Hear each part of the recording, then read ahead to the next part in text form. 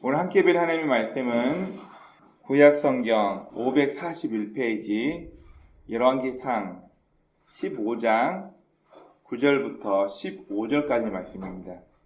다 찾으신 줄 알고 저부터 한 절씩 교독하겠습니다. 9절입니다. 이스라엘 여로보암 왕 제 20년에 아사가 유다 왕이 되어 예루살렘에서 41년 동안 다스리니라. 그의 어머니의 이름은 마아가라 아비야의 딸이더라. 아사가 그의 조상 다윗과 같이 여호와 보시기에 정직하게 행하여 나는 자를 그릇에서 쫓아내고 그의 조상들이 지은 모든 부상을 없애고 또 그의 어머니 마아가가 혐오스러운 아세라 상을 만들었으므로 태우의 위를 폐하고 그 우상을 찍어 기드론 시내가에서 불살랐으며 다만 사상은 없애지 아니하라. 그러나 나사의 마음이 일정한 여호와 앞에 온전하였으며 같이 그가 그의 아버지가 성별한 것과 자기가 성별한 것을 여호와의 성전에 받들여 드렸으니 곧 은과 금과 그릇들이더라. 아멘. 기도하겠습니다. 하나님, 오늘도 귀한 날 우리에게 허락하시고 우리가 건강한 몸과 마음으로 주 앞에 나와 예배 드리게 하심을 감사드립니다. 하나님, 추웠던 겨울이 벌써 지나가고 이제 따뜻한 봄이 우리 삶 가운데 오고 있습니다. 하나님, 우리 삶 가운데 아직도 꽃 피우지 못하고 누군가를 부러워하며 남들처럼 되려고 하는 그런 마음이 있습니까?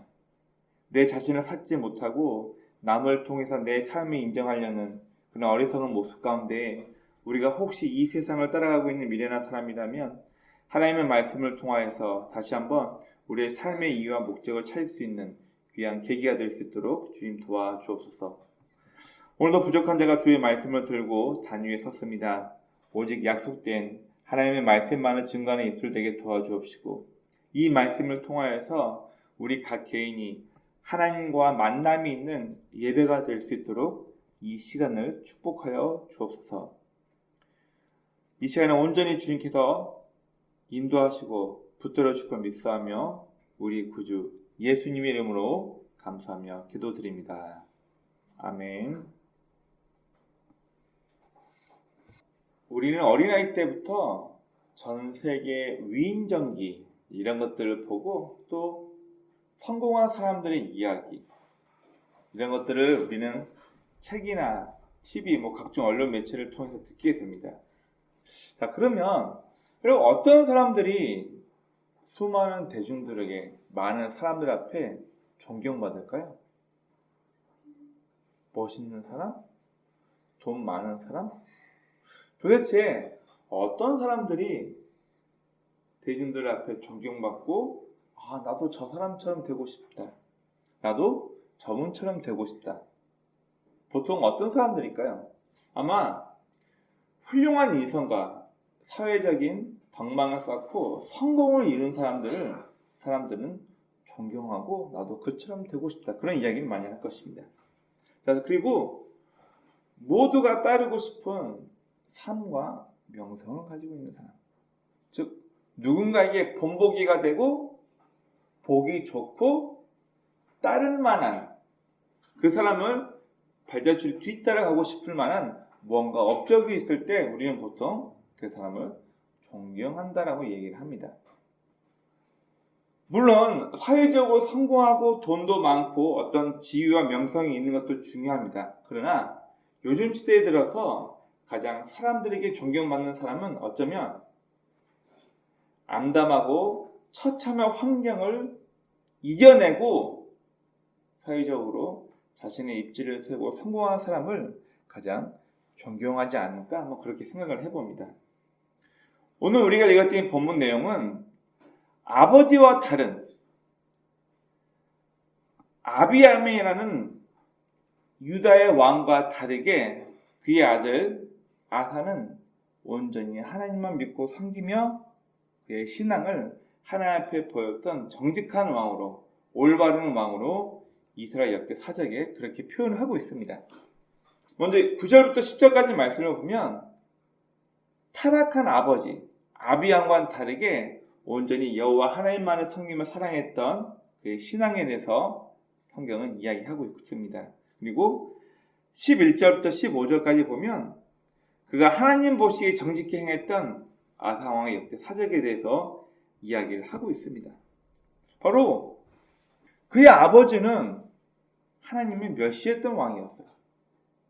그의 아버지 아비암은 하나님을 외면해버리고 우상을 섬기며 하나님의 방법과는 다르게 인간적인 세상적인 룰을 따라가며 자신의 명성을 위해서 살았던 타락한 왕이었습니다.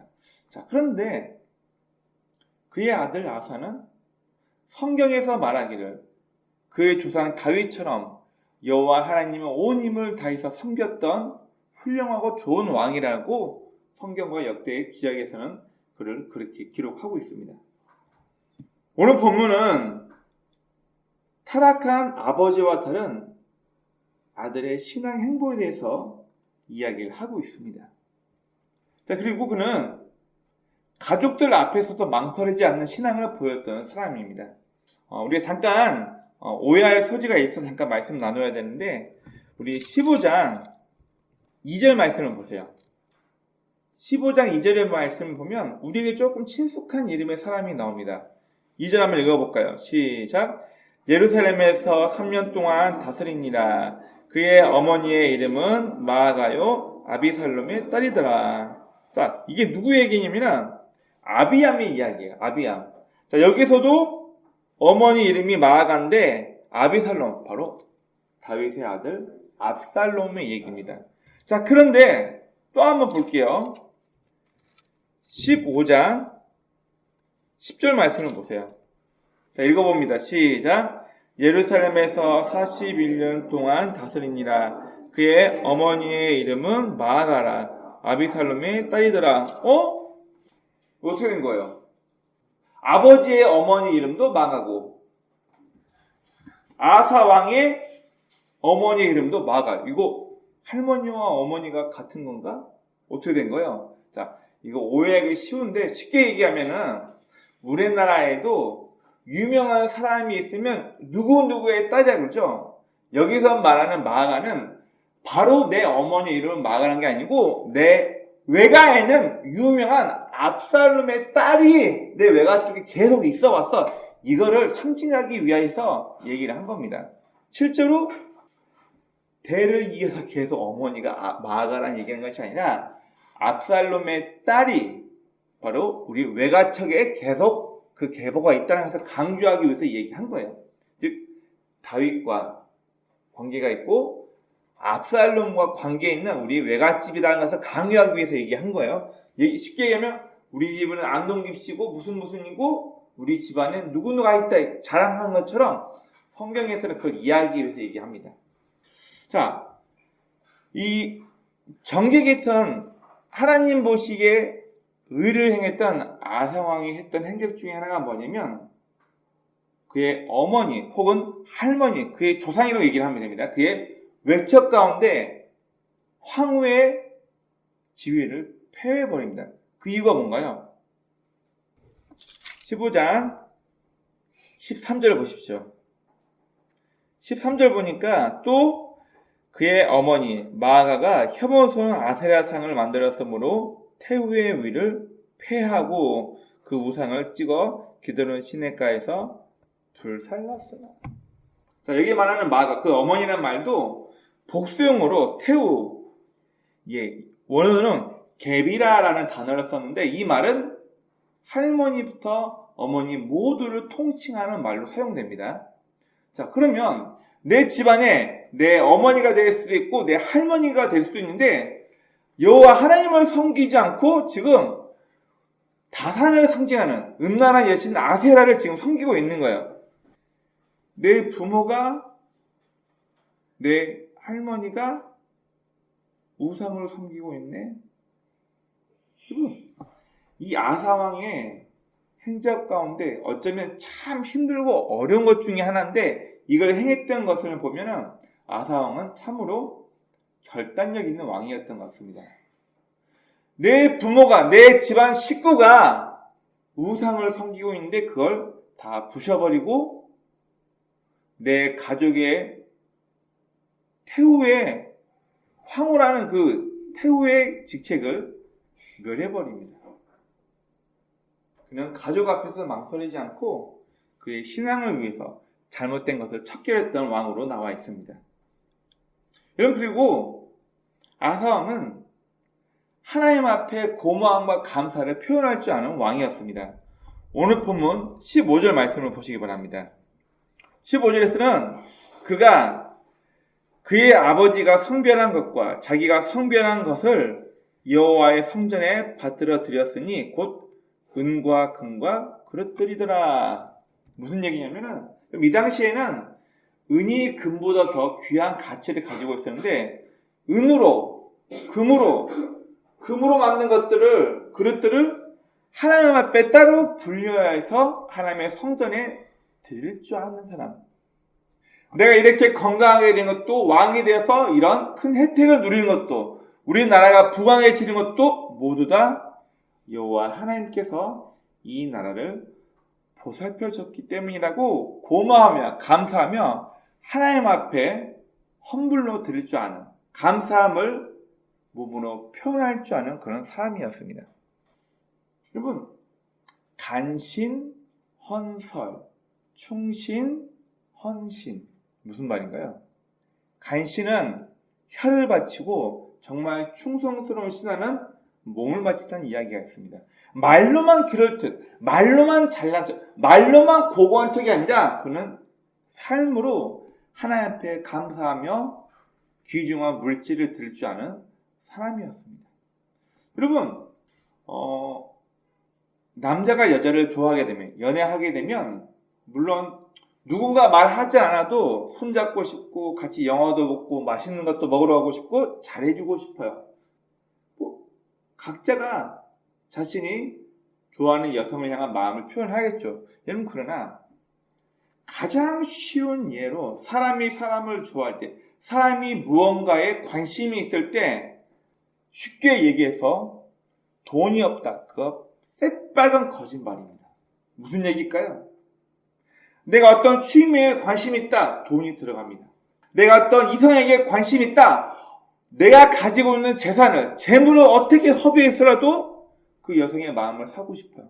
물질이 없다면 여러분 마음이 없는 겁니다. 아, 나는 너 정말 사랑해 하면서 1,000원짜리 뭐 하나 해주지 않는다?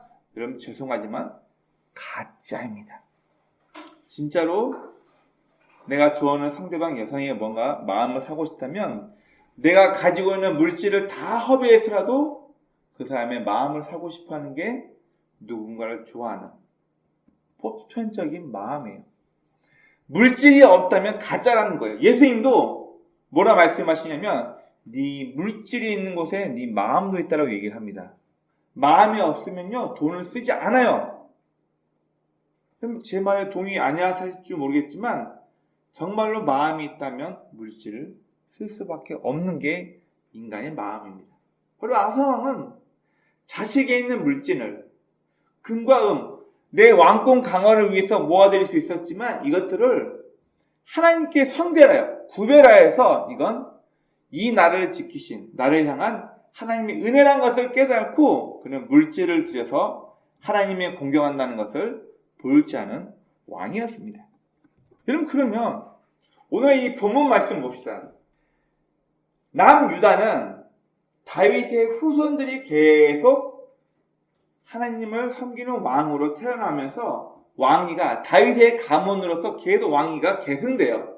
반면 북이스라엘은 쿠데타, 저 왕 마음에 안 드는데 군대 장관이 왕 죽여버리고 자기가 왕이 되고 또 왕 잘하다가 부하가 죽이고 또 왕이 되고 또 잘하다가 누군가가 왕을 죽여버리고 또 계속 왕이 되고 북이스라엘은 계속해서 왕위가 바뀌어요. 그러나 남유다는 다윗의 후손들로 왕위가 자연스레 계속 계승이 됩니다. 여러분, 그렇다면 아버지가 어떤 사람이었냐는 굉장히 중요한 문제입니다. 부모가 어떤 사람이었냐는 것은 결국 그 다음 유다 왕으로 나라를 이끌 다음 차기 왕에게 아버지가 어떤 사람인가는 너무나도 중요한 문제입니다. 여러분, 그러나 오늘 본문은 어쩌면 이런 불문율을 깨고 타락한 아버지와 다르게 정직하게 하나님만 섬겼던 훌륭한 왕이 나왔다는 처음 시초를 이야기해 주고 있습니다. 남유다에는 19대 왕이 있습니다. 그러나 그 19대 왕 중에서 하나님 앞에 정직하고 하나님 앞에 올곧게 살았던 왕은 고작 3명밖에 없습니다. 이 말은 결국 가족계 어떠한과 상관이 없는 내 부모가 이러니까 내 가족과 상관없는 자신의 개인의 신앙이 얼마나 중요한 것을 우리에게 이야기해 주고 있는 대목이기도 합니다. 자, 그러면 19명의 왕이 있었는데 19대 왕 중에서도 하나님 앞에 칭찬받았던 훌륭한 왕 3명을 한번 소개해 보겠습니다. 남유다에서 다윗처럼 선하게 올곧게 신앙을 가진 좋은 왕으로 이 3명을 선곡했습니다. 먼저 오늘 우리가 본문에서 함께 나누었던 아사왕. 우상을 타파하고 성경에 명확히 나와 있지 않습니다. 할머니인지 어머니인지는 모르지만 외척이 아세라 목사를 섬기니까 태후의 직책을 폐회해버립니다. 내 가족이라 할지라도. 다음, 이거 많이 들어왔죠? 히스기야. 자, 이 히스기야에는 제가 정말 할 얘기가 너무 많습니다. 우리나라에서는 이 이스라엘 역사를 모른 채 히스기야라는 사람이 기록된 성경만은 보기 때문에 히스기야가 종교개혁을 하고 굉장히 아시리아 18만 대군을 물리친 죽을 병에 걸렸다가 다시 하나님 앞에 기도해가지고 목숨이 연장된 왕을 알고 있지만 처음 시작은 좋았지만 이 히스기야 굉장히 타락해버립니다. 그러나 그의 초반에는 종교개혁도 하고 이스라엘 사람들이 모세의 노뱀을 보고 우상 숭배했던 이 노뱀까지도 철거하고 유월절을 지켜서 행했던 사람. 그러나 각 지역에서 백성들이 하나님을 섬겨야 할 모든 신당을, 하나님 앞에 예배드려야 할 모든 산당을 다 부셔버리고 중앙 집권하에서 모든 세금을 왕권 강화하기 위해 썼던 유월절도 정직한 마음이 아니라 타락한 마음으로 세금 잘 거두려고 2번이나 유월절을 영업화 드렸던, 나중에는 타락의 아이콘. 병 걸렸다 병 나으니까 바벨론 사람들이 와서 너 병 걸렸다며? 나았다며? 축하해. 사실은 이제 신흥 강국으로 크고 있던 바벨론 입장에서는 어떻게 이 조그만 유다 나라가 그 큰 아시리아 대군을 이겼지? 그것도 18만 명이나 되는 대군을 하루아침에 죽여버렸네? 어떻게 이 조그만 나라가 아시리아를 이겼지? 이거 염탐하고 서로 화친 맺으고 오는 바벨론 사신에게 뭐라고 하는 줄 아세요? 나 봐라, 나 돈 이렇게 많다? 곳간을 다 열어놓고 나한테 이렇게 금은보화가 많아. 여러분, 미친놈 아니에요? 이런 행동을 했던 사람이 바로 히스기야 왕입니다. 그래서 이 히스기야 왕은 정말 할 얘기가 많은 왕이에요. 그렇지만 초반에 그는 종교개혁도 하고 노뱀도 철거하고 유월절을 시키고 하면서 훌륭한 왕이었습니다. 그러나 아니나 다를까 이 훌륭했던, 하나님께서 착한 왕이고 하나님 방법대로 살았다고 기록되어 있는 이 히스기야의 말년이 얼마나 더럽고 추했는지 그의 아들을 통해서 므낫세라는 왕이 나오군요. 이스라엘 역대 최악의 왕 므낫세, 멸망군주라고 얘기합니다. 멸망의 왕, 타락의 왕. 그의 아들이 므낫세예요. 아버지는 이렇게 훌륭한데 뭔가 좀 느껴지지 않나요? 시작은 좋았지만 끝이 안 좋은 그의 삶을 보면서 아들이 그렇게 큰 거예요. 그럼 다음 봅시다. 요시야. 이스라엘 역사에서도 가장 존경받는 왕은 다윗이 아닙니다. 솔로몬이 아닙니다. 이스라엘에서 가장 존경받는 왕은 요시야 왕입니다. 여기는 이스라엘 역사를 공부하면 나옵니다. 그러면 이 요시야는 8살 때 왕이 돼요. 8살에 무슨 나라 국정을 책임지겠어? 그러나 이 요시야에게는 스바랴에는 굵직한 사촌 가운데 하나님을 잘 섬겼던 사람이 있었습니다. 바로 스바랴 사람을 통하여서 그가 하나님에 대해서 배우고 듣고 깨달으면서 그는 종교개혁을 하고 당시 최고의 권력을 가지고 있던 중동의 패권을 장악하고 있던 이 아시리아와 단절을 선언합니다. 이 부분을 제가 설명을 드릴게요. 여러분 잘 보세요.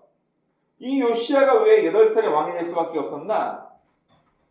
이 므낫세라는 히스기야의 아들은 51년 동안 타락한 상태에서 이스라엘 왕위를 거머쥐고 나라를 다스립니다. 그리고 51년 만에 그의 아들 아몬에게 왕위를 물려주는데 이 아몬이라는 왕은 2년 만에 부하에게 찔려 죽임을 당합니다. 이제 아버지가 죽음 당하니까 요시야가 8살 때 왕위에 오릅니다. 그럼 이 요시야는 살아생전 8년 동안 누구를 보며 컸을까요? 바로 그의 할아버지, 2년 만에 암살당한 그의 아버지 아몬을 보면서 자랐을 거예요. 그러나 제가 말씀드렸던 것처럼 스바랴 선지자를 통하여서 친척이었던 그의 삼촌인지 정확히 모르겠지만 스바랴 선지자를 통해서 하나님에 대해서 잘 배우고 성장하면서 이 요시야는 이스라엘 역대 가장 존경받는 왕으로 등극합니다.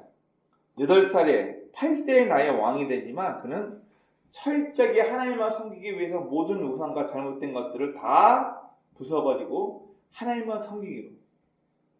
심지어 그가 하나님의 성전을 보수공사할 때 성경에는 뭐라 기록하고 있냐면 보수공사에 필요한 돈을 세볼 필요가 없다. 회개할 필요가 없다. 무슨 말이냐면은 왕이 너무 전심으로 하나님 향한 마음이 백성들에게 전달되니까 백성들도 정직하게 세금에 얼마를 떼가지고 성전 보수를 해야 되잖아요. 그러면 어디에 얼마 들고 계산해야 되잖아요. 그걸 계산할 필요가 없을 정도로 왕과 백성의 마음이 하나 되어서 하나님의 성전을 보수공사했다 성경은 나와 있습니다.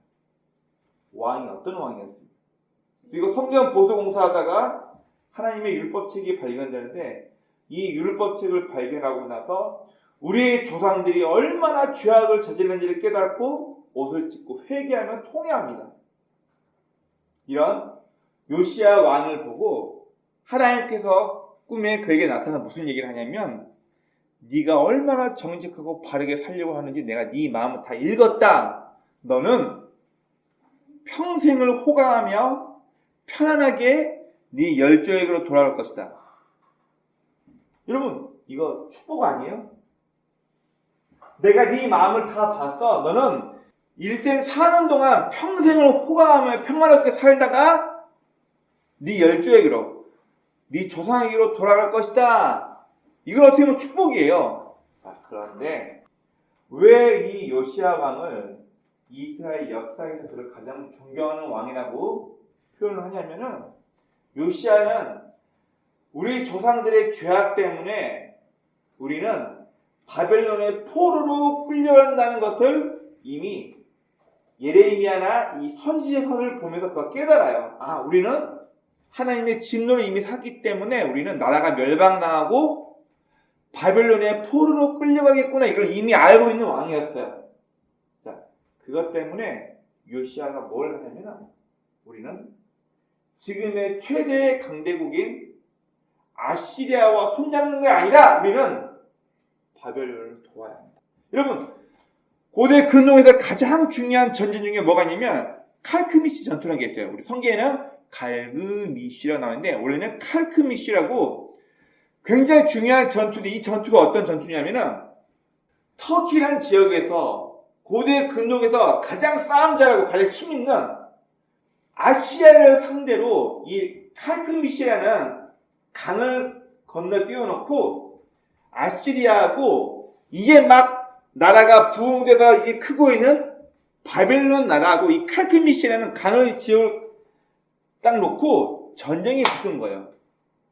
자, 이때 어떤 나라가 세계대전에 참여하게 되냐면 바로 남쪽에 이집트가 이 전쟁에 참여합니다. 이집트는 누구 편이었냐면 아시리아 편이었어요. 그러려면은 남쪽에서 해안 고속도로를 쭉 타고 올라와가지고 바로 위에 터키, 아시리아 지역까지 가서 칼크미슈에서 야 아시리아 우리가 왔어. 나 이집트인데 니네 도와줄게. 이 중동의 패권을 다시 잡기 위해서 과거에 최대 강국이었던 이집트가 이스라엘을 거쳐서 칼크미시 전투에 참여하려고 하는데 이걸 누가 막냐면 요시야 왕이 막아버립니다. 이때 전쟁에 있던 파라오 왕이 어떻게 이 요시야 왕을 회유하냐면 야 나는 너랑 싸우러 온 게 아니야. 나는 너와 싸우러 온 것이 아니라 저 칼크미시 전투에 아시아를 돕기 위해서 나는 가고 있어. 여러분 그러면 보세요. 바이패스 그냥 가 이러면 되잖아요. 근데 싸움이 안 될 걸 알면서도 요시야 왕이 무깃도라는 지역에서 무깃도라는 지역에서 이 엄청난 이집트 대군을 혼자 막아냅니다. 이거 뭐냐면 예레미야 성경을 보다가 깨달은 거 그 하나 때문에. 보면 성경은 하나님께서 꿈에 너 편하게 호의호식 하다가 너는 편안하게 네 조상에게 돌아갈 것이다. 너는 너무나도 잘 살다가 순조롭게 너는 늙어 죽을 것이다. 이미 예언을 받았음에도 불구하고 요시야는 읽었던 예레미야 성경을 보고 우리나라는 우리 조상이 지은 죄악 때문에 우리나라 모두가 다 바벨론이라는 나라의 포로로 끌려가는구나. 이거 알고 있었기 때문에 요시야 왕의 신앙은 당대 강대국이었던 아시리아와 손을 놓고 우리나라가 70년 동안 포로로 끌려가서 우리나라를 붙잡고 있을 저 바벨론이라는 나라가 살아있어야 돼. 저 나라가 망해버리면 그렇지도 않겠지만 예레미야 성경을 통해서 우리나라가 바벨론 포로로 끌려간다는 하나님의 말씀을 이루기 위해서 그는 싸움이 안 되는 걸 알면서도 이집트 군인을 맡고 있다가 메기도라는 지역에서 장렬히 전사합니다. 자, 이것 때문에 이스라엘 역사에서는 다윗도 솔로몬도 아니요 이 요시야 왕을 이스라엘 최고의 왕으로 일을 칩니다. 여러분 그리고 페르시아 토기로 만든 비문에 보면 실제 요시야가 언급돼요. 자, 요시야의 혜택을 요시야 왕의 이 행동을 토기 비문에 기록되어 있고 이 혜택을 누가 보냐면 바벨론 포로로 끌려간 그의 후손들이 혜택을 봅니다. 여러분 포로에게 무슨 자유가 있어요? 그런데 바벨론의 포로 정책이었는지 아니면 요시야 왕 때문인지 모르겠지만 바벨론 포로로 끌려간 이스라엘 사람들에게는 사유재산 제도가 있었어요. 땅을 살 수가 있었어요. 투표를 통해서 고위 관직까지 올라갈 수 있었습니다. 이게 포로에게 줄 수 있는 혜택인가요? 우리가 이걸 좀 기억해야 될 게 바벨론 포로 시절에 이주한 이스라엘 사람들이 얼마나 많은 혜택을 누렸는지 하나님께서 바벨론이라는 나라가 무너지고 페르시아라는 나라가 생겼을 때 페르시아 왕 고레스 키루스라는 황제가 니네 나라로 돌아가. 나는 하나님을 섬기는 사람이니까 너희는 다 니네 나라로 돌아가라고 고국으로 가라고 70년 만에 포로에서 고향으로 돌아간 포로 귀환력이 떨어집니다. 그런데 바벨론에서 자기 재산을 막대하게 소유한 이스라엘 사람들이 대거 그 명령을 무시하고 안 갑니다. 야, 우리 할아버지 때 와가지고 우리가 그 고생해가지고 땅 사놓은 게 있고 바벨론 힘있는 사람들하고 결혼해가지고 우리 가문을 일으켰는데 이걸 다 놓고 고향으로 가라고? 싫어, 안 가! 이거 버티다가 큰 화를 당한 게 뭐냐면 바로 에스더서예요. 그래서 실제 이스라엘에서는 이 에스더서를 성경으로 취급도 안 합니다. 얘네들은 다 매국노인 거예요. 무슨 말 이해되시나요? 자기 재산 때문에 쉽게 말하면은 우리나라가 6.25 사변이 일어나고 뭐 일제강점기 때문에 미국으로 다 넘어가서 고생하면서 미국이라는 땅에서 엄청난 부자가 됐어요. 근데 우리나라가 일제감정기에서 해방되고 6.25도 없어지고 나라가 부국강성을 해요. 너네 한국으로 돌아가라? 싫어. 나 미국에서 내 집이 있고 빌딩이 재산이 얼마인데 내가 뭘 한국 돌아가? 이게 바로 그 당시에 페르시아에 남아있다가 화를 당한 에스더와 그 주변 이스라엘 사람들에서 얘기한 게 바로 우리가 알고 있는 에스더서예요. 그래서 실제 이스라엘에서는 이 에스더서를 성경 취급도 안 하고 얘네들은 고향으로 돌아가라는 하나님의 명령을 무시하고 자기 재산 때문에 자기가 바벨론 시절부터 모아놓은 권력과 재산과 집안 가문을 세워놨는데 이걸 포기 못하고 오지 못한 매국노 취급을 합니다. 그만큼 요시야 왕, 그래서 이 요시야 왕을 당대 최고의 왕으로 이야기를 합니다. 여러분 보세요. 아버지가 다 어땠어요? 여러분 히스기야 왕의 아버지는 어떤 사람인 줄 아세요? 자식들을 인신제사했던 사람이에요. 자, 여러분 이제 모그모스 얘기하면 되는데 머리는 소이고 몸통은 사람 형상이 되어서 속이 비어있는 노시예요. 그리고 손바닥을 이렇게 있는 소 모양의 사람 모양인데 1세에서 2세 아이를 손바닥 위에 올려다 놓고 속에서 불을 떼워요. 아기를 새카맣게 태워서 죽이는 제사가 누가 그 제사를 드렸냐고요? 히스기야의 아버지가. 이스라엘 가면은 록펠러 박물관이 있습니다. 그 록펠러 박물관에 가면은 예루살렘의 성전을 중심으로 키 드는 골짜기라 이렇게 있거든요. 이 골짜기에 가면은 0세에서 3세의 아이들 뼈가 어마어마하게 많이 나옵니다. 이 뼈가 무슨 뼈인지 아세요? 0세에서 3세 전부 다 우상 숭배하면서 어린 아이를 제물로 바쳐서 애를 죽였다. 어마어마하게 많은 영아의 시체가 뼈가 거기서 발굴됩니다. 학자들은 아마 히스기야의 아버지가 엄청난 이 우상 숭배자였기 때문에 아마 히스기야 아버지 시대 때 수많은 영아가 학살되어서 이곳에 묻히지 않았나 그렇게 학자들은 추정합니다. 그럼 보세요. 아버지가 어땠어요? 아버지? 그럼 또 어떻게? 자식들은 이스라엘 역사에서 훌륭한 왕이라고 선한 왕이라고 평가받는 이런 아들이 나왔을까요? 이거는 결국 부모의 신앙과 다른 자녀의 신앙에 대해서 이야기를 해주고 있는 것입니다. 그럼 우리에게는 참 아이러니하게 이상한 버릇이 하나 있습니다. 내가 열심히 신앙생활하고 내가 열심히 교회 다니고 내가 선하게 살면 내 아들은 축복받을 것이다. 자, 우리 지난 시간에 가게에 흐르는 저주는 없다 그랬죠. 그러나 뭐가 나와 있다고요? 영향이요.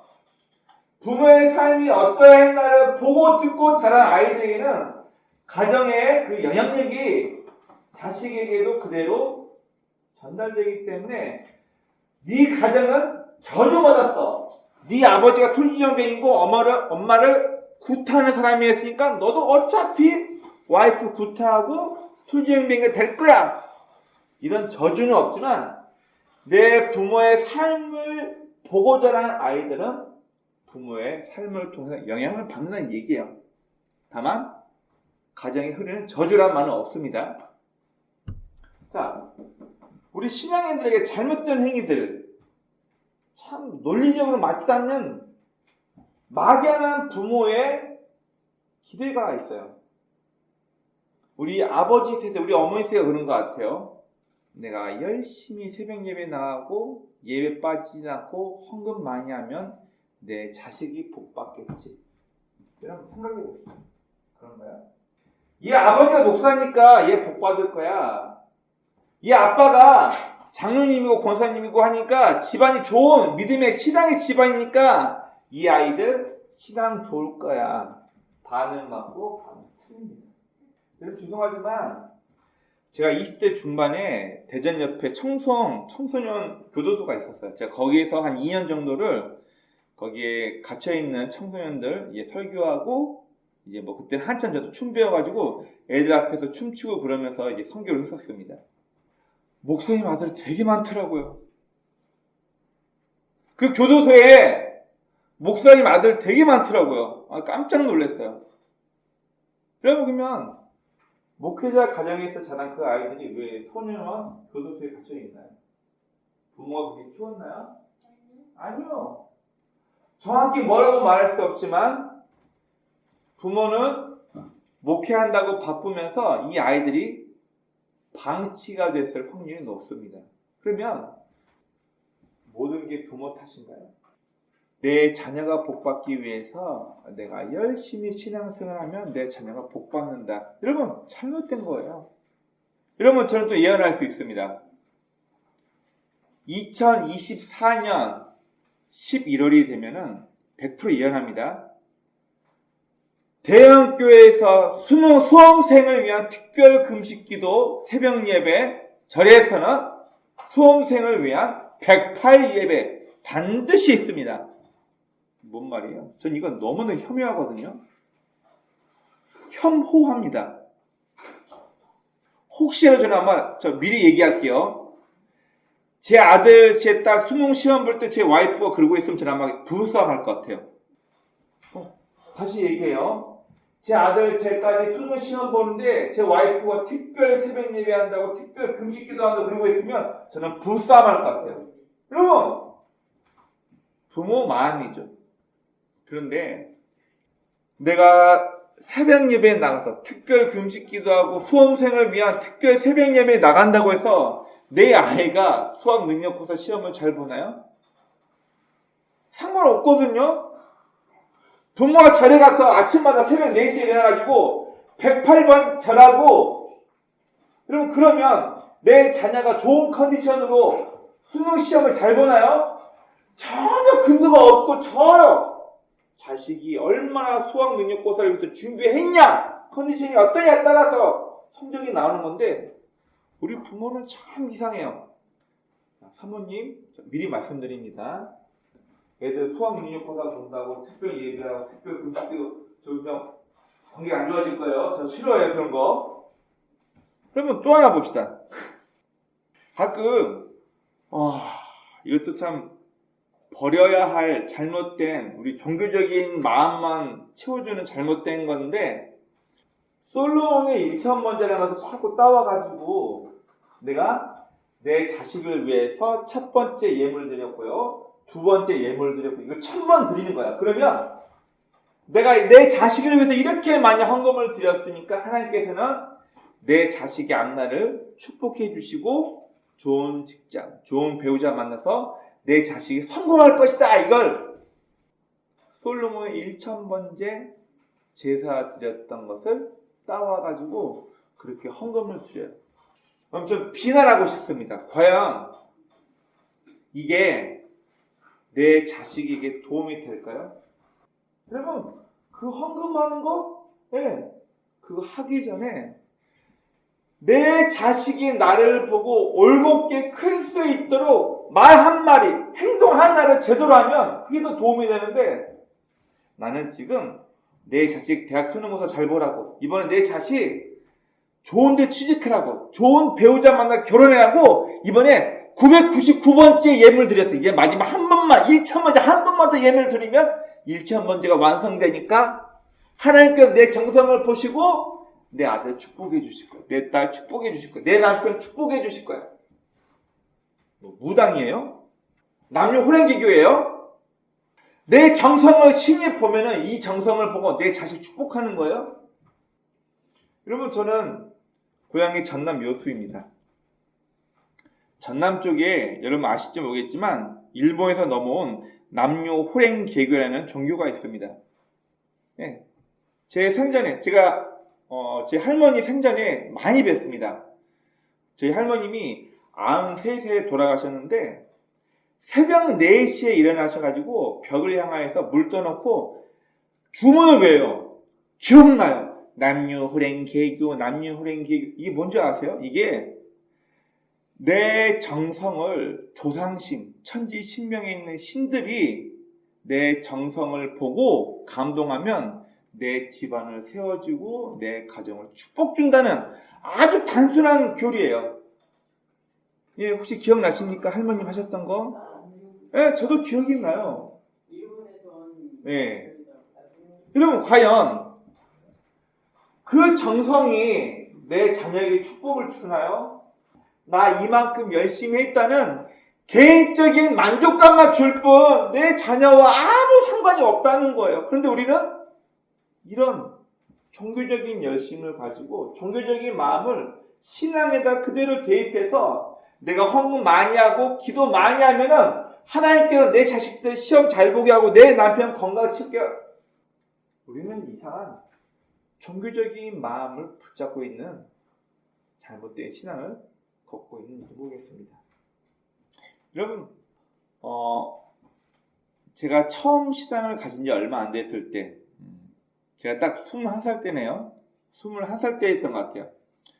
경기도 구례시에 있는 한 교회에 제가 몸이 아팠을 때 이제 거기 참여하면서 제가 폐결핵이 나은 적이 있습니다.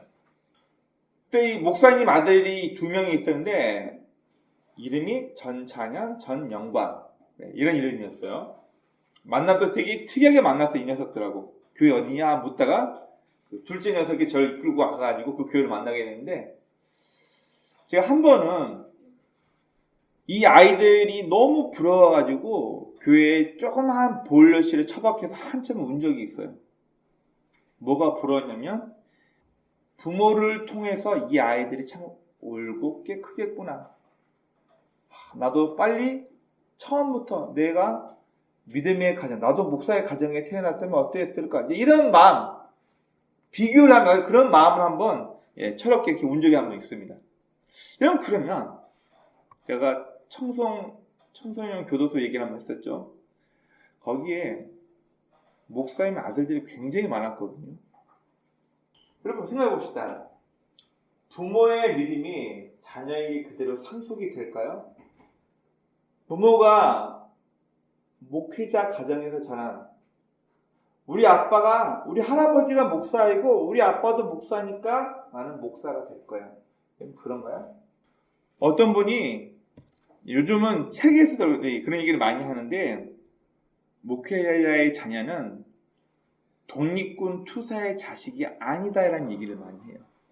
여러분 일제강점기 때 나라 민족을 위해서 피땀 흘려가며 독립운동을 했던 분들의 자식들은 대부분 방치되었습니다. 홀어머니 밑에서 크고 아버지는 만주로 도망다니면서 독립운동을 했는데 자식에게는 그 어떤 혜택도 없었고 오히려 독립군의 자식이라는 이유로 일본 순사의 포위망 속에서 감시 속에서 학대 속에서 살아왔죠. 목회자의 자식은 독립군 투사의 자식이 아니기 때문에 목회도 잘 해야겠지만 내 자식을 먼저 신앙으로 잘 양육해야 될 의무가 목회자에게 있어요. 여러분 디모데후서에서 감독의 자격, 목사의 자격, 그리고 장로의 자격의 1번으로 뭐가 있는 줄 아세요? 자기 자녀를 믿음으로 복종케 시키는 자여야 목사의 자격이 있다, 장로의 자격이 있다 얘기하는 거예요. 그리고 성경에 뭐라고 밑에 덧붙여 말하고 있냐면 자기 가정도 돌보지 못하는 자가 어찌 하나님의 교회를 돌보리요. 정말 맞는 얘기입니다. 부모가 믿음의 직분을 가지고 있는 목사 가정이고 장로의 가정이고 권사의 가정이고 집사의 가정이다. 여러분 100% 그 유산이 그대로 자녀에게 가지 않는다는 얘기예요. 내 자식이 올바른 신앙을 가지고 클 수 있도록 부모가 말을 얼마나 조심해야 될 거며 행동을 어떻게 조심해야 할 거며 보여주는 게 있어야 된다는 얘기예요. 보여주는 삶이 없으면 안 된다는 거예요.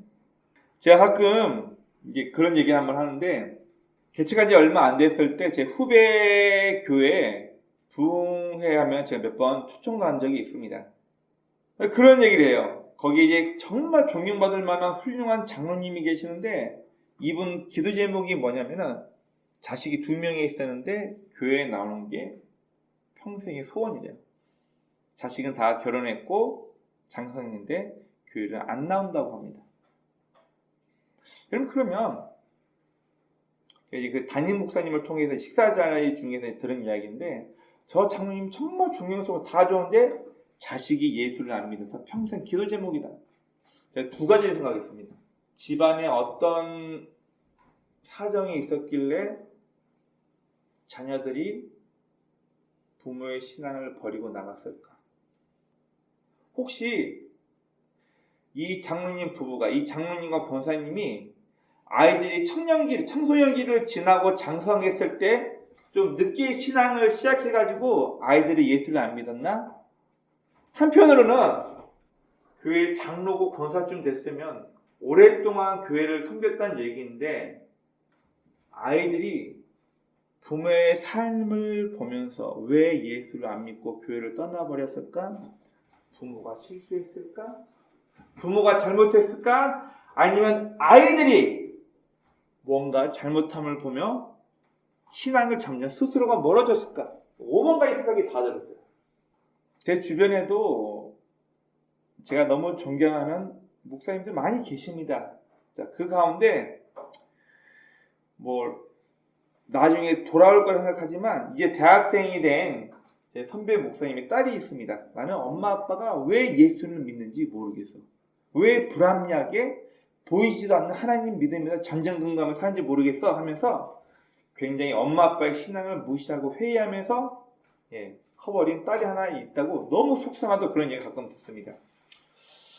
제가 볼 때는 이 선배 참 잘해요. 존경스럽고, 그러나 부모의 신앙이 좋다고 자녀가 그대로 그 신앙을 따라가지는 않습니다. 우리 좀 기억해야 할 건 철저하게 개인의 신앙에 달려있다는 것을 성경은 이야기하고 있습니다.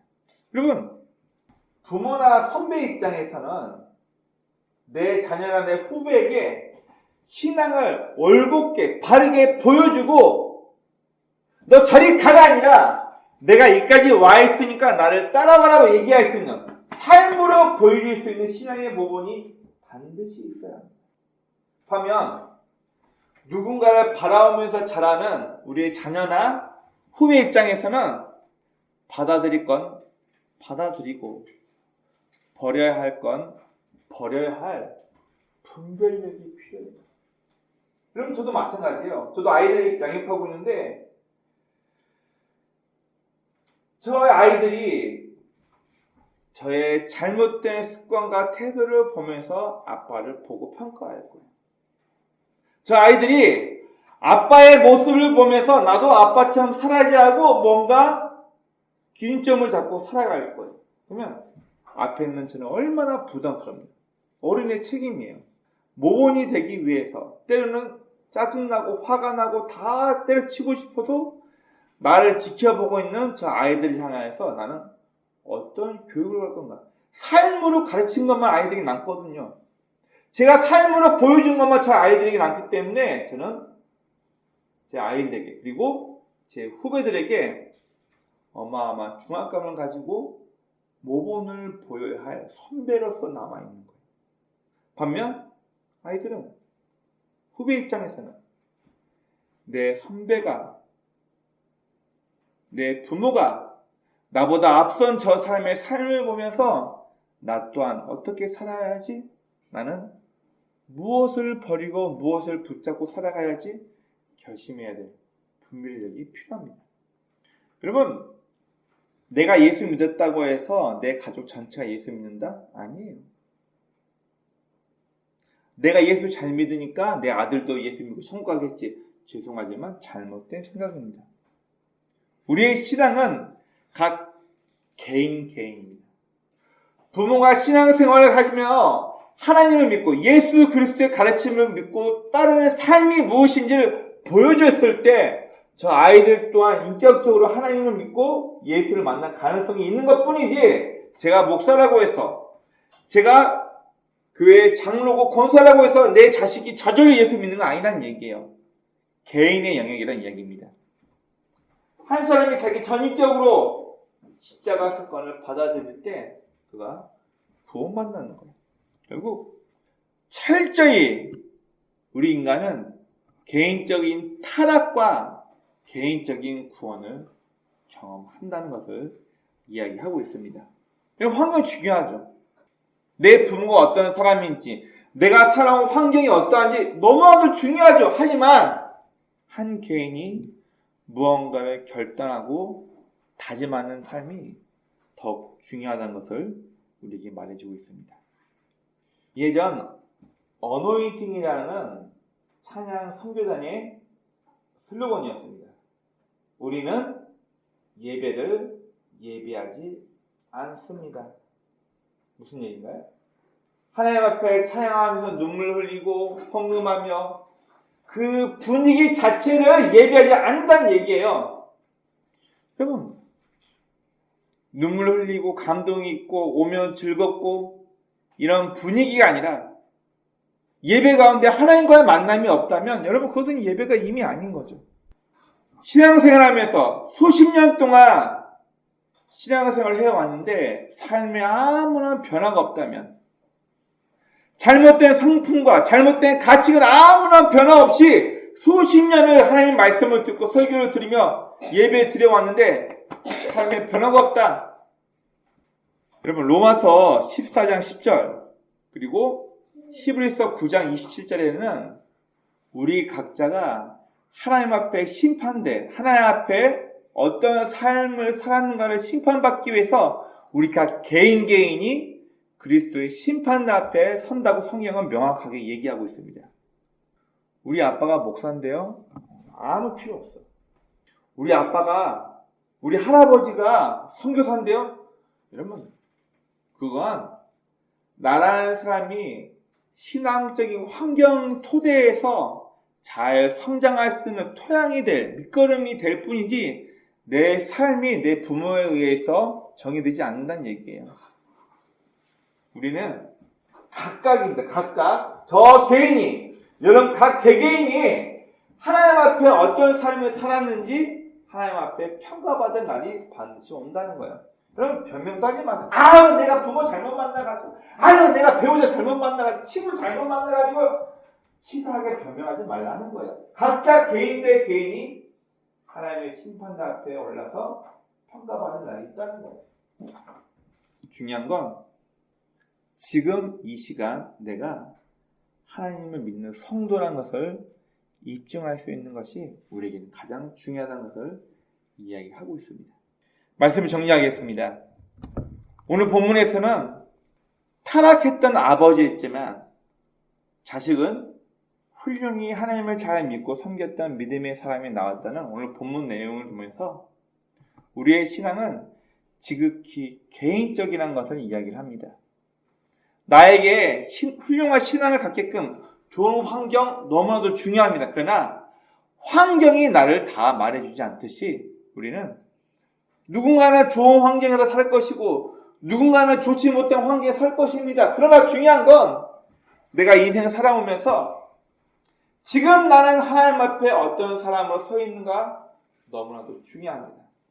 오늘 앞기는 저 여러분이 환경과 가정환경 이런 것들과 상관없이 하나님의 사람으로 설 수 있는, 하나님 만날 수 있는 매 순간순간 하나님과의 만남이 있는 귀한 영적인 사람이 되길 주의 이름으로 축원합니다. 아멘.